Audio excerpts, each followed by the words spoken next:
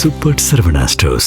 தான் இணைந்திருக்கும் அதிமுக பாஜக கூட்டணியில் மருத்துவர் ஐயா ராமதாஸ் தாராளமாக கூட்டணி வைத்துக் கொள்ளலாம்.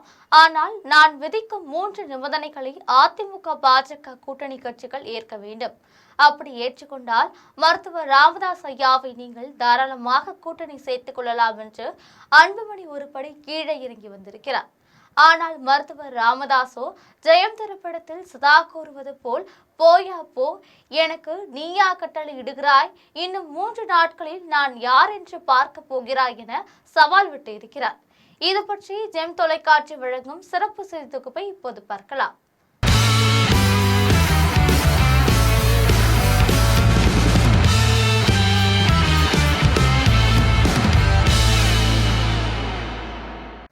மருத்துவர் ராமதாஸ் தொடங்கிய பாட்டாளி மக்கள் கட்சி தற்பொழுது தந்தை மகன் மோதலுக்கிடையே இருவேறு கட்சிகளாக பிரிந்து செயல்பட்டு வருகிறது.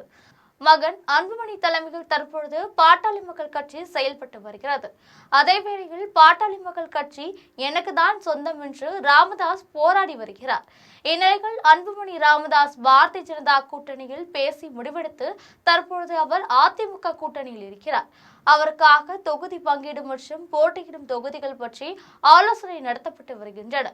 இந்த நிலையில் மருத்துவர் ராமதாஸையும் அதிமுக கூட்டணியில் இணைத்துக் கொண்டால் வட மாவட்டங்களில் பெருவாரியான வெற்றியை பெறலாம் என்ற அடிப்படையில் உள்துறை அமைச்சர் அமித்ஷா எடப்பாடி பழனிசாமியிடம் பேசி வருகிறார். அதே சமயம் அன்புமணி தலைமையிலான பாட்டாளி மக்கள் கட்சி அதிமுக கூட்டணியில் சேர்ந்துள்ளதால் திமுக கூட்டணியில் சேரலாம் என முடிவெடுத்து ராமதாஸ் தீவிர முயற்சிகள் மேற்கொண்டு வருகிறார்.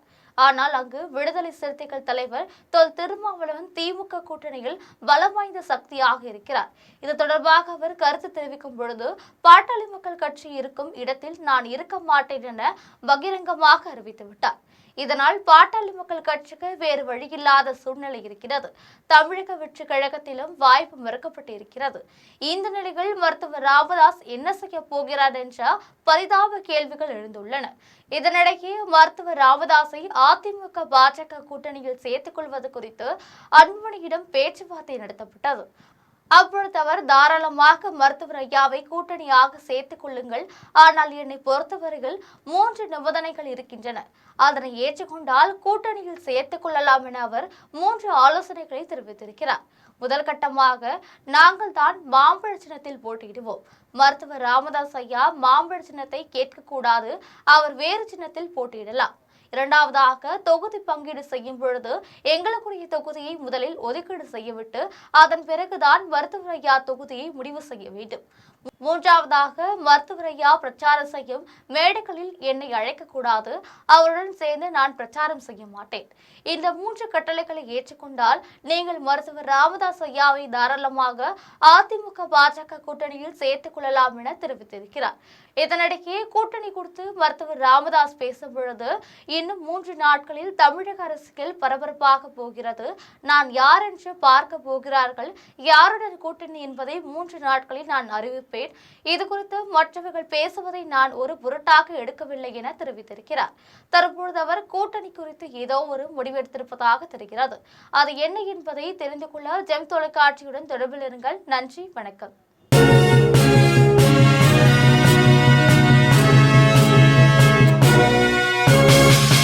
உடனுக்குடன் அப்டேட் தெரிந்து கொள்ள ஜெம் டிவி தமிழ் ஆப்பை இன்ஸ்டால் செய்யவும்.